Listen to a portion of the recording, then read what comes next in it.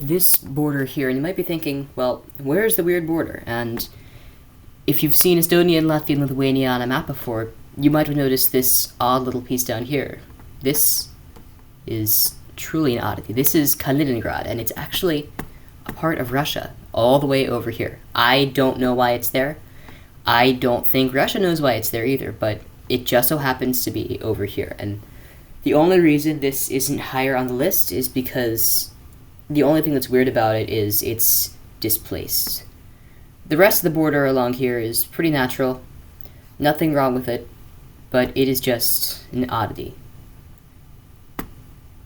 The next border, number 9, Campione d'Italia, and this border is very interesting. It's an exclave of Italy, completely surrounded by Switzerland on Lake Lugano. And what's interesting about Lake Lugano and a lot of the lakes in the area is this pristine little patch of land on the side of the lake is, honestly, I would define it as tropical. I don't know the exact climate type, but it's very cool. And so this is one very expensive exclave. So this piece of land was actually some of the only land not to be occupied by the Allies in World War II in Italy, because they actually abide by a lot of Swiss law, even though they are still part of Italy. It's basically Switzerland, but still Italy. And this is a tax-free area, so very rich, and they've got a famous casino in there as well. Kind of like Monaco, but it's not its own country.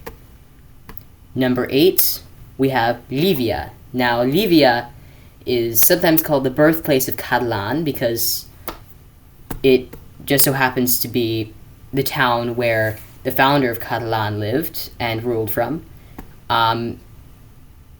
Many think that Andorra was actually the birthplace of Catalan, but it happens to be Livia, this little enclave right here of Spain.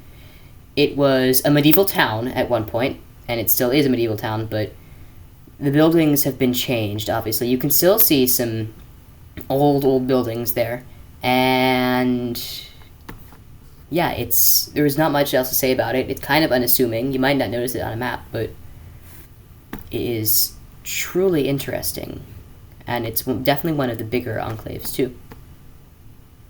Alright, number 7. If it would load. Here we have one of the most interesting borders in the world, I think, and it's not an enclave or an exclave or a Penne enclave or anything like that. It's possibly the world's only quadripoint between 4 countries: Zambia, Namibia, Botswana, and Zimbabwe, right here on the Zambezi River. And it's a highly disputed border because, look at this here, it's not a true quadripoint. However, it is so close, and even if it was 2 tripoints right here, it's so weird. And the only reason this exists is because of Namibia's Caprivi strip, which is the weird strip it has along here, if the map would load. Thank you, map. See this weird strip here, which would qualify as a weird border on its own, but see, this was because the Germans who occupied Namibia wanted to have access to the Zambezi River because they thought, oh, we can trade all the way down here into the Indian Ocean, but the Zambezi River, they didn't realize, has Victoria Falls, which, as you may know, doesn't exactly treat boats very well. But yeah, very interesting border here.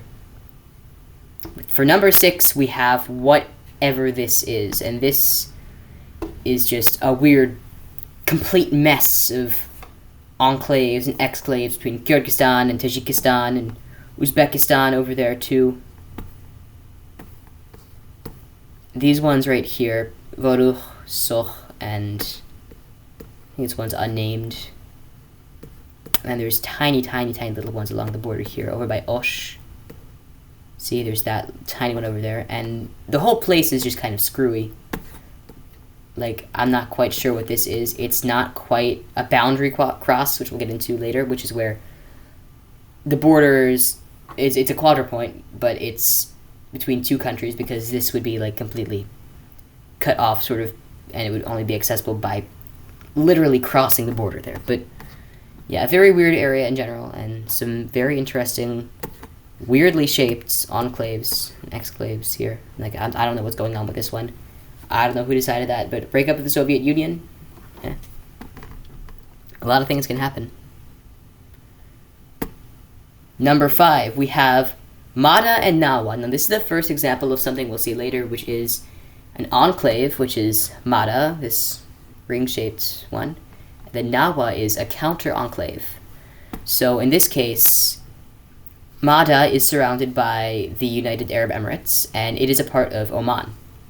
But the Nawa inside of it is also a part of the United Arab Emirates, and it's like a donut almost. You can imagine Mada is the donut, and then Nawa is like the little hole in the donut. And I don't exactly know why this would happen. There is another interesting Penne enclave of Oman up here. It's this top part, get a map with load, of the peninsula. See that? It's also part of Oman, which is all the way down here, and then this is the UAE. And then this is whatever that is. Very, very interesting. Number 4, we have one of those boundary cross things. It's Younghos.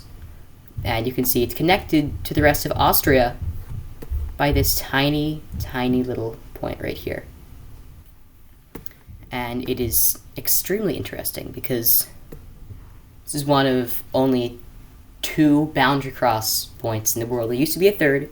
It was by India and Bangladesh, but it was abolished. And that definitely makes it qualify for 4th place. And in 3rd place, getting top 3, we have this mess between Azerbaijan and Armenia. And mostly it's this one, Nakhchivan. It's quite a large enclave there. Could be its own country, but it's not. And again, dissolution of the Soviet Union. It's just weird. They've got tiny little things there too. And what makes this 3rd is that there at least used to be an entire area over here, Nagorno-Karabakh, which used to be its own weird thing. A lot of constant war here, and it's still a very, very disputed area.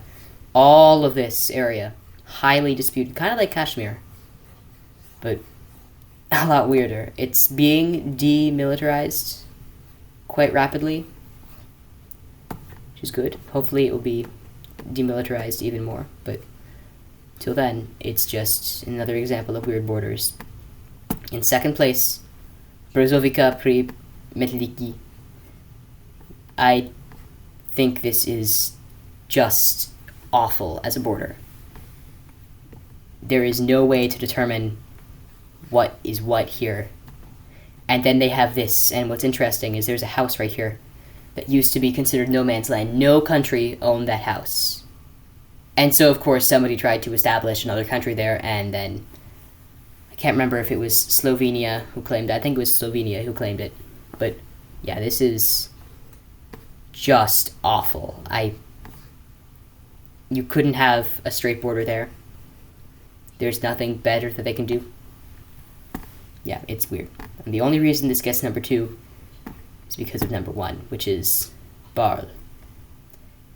And I don't think there's much explanation that needs to be done for this one, because this is Belgium, and that's Netherlands,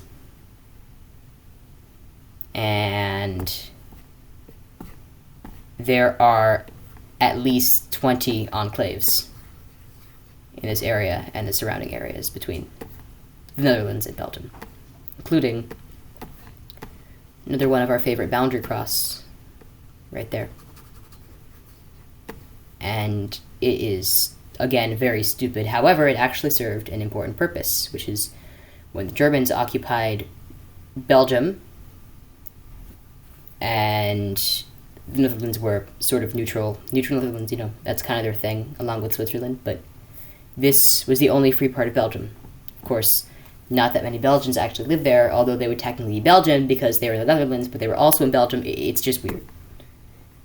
And considering the border runs straight through a town, look at this. How could you even determine, if there's a house that's crossed by it, the only way to determine if the house is in the Netherlands or in Belgium is by the position of its front door.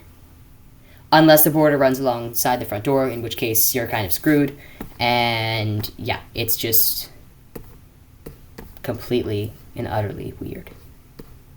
Like, that runs not even along the middle of the street, it's just one side of the street. Yeah, this is definitely the number one weirdest border in the world. And unless something else happens, it's going to continue to be that way.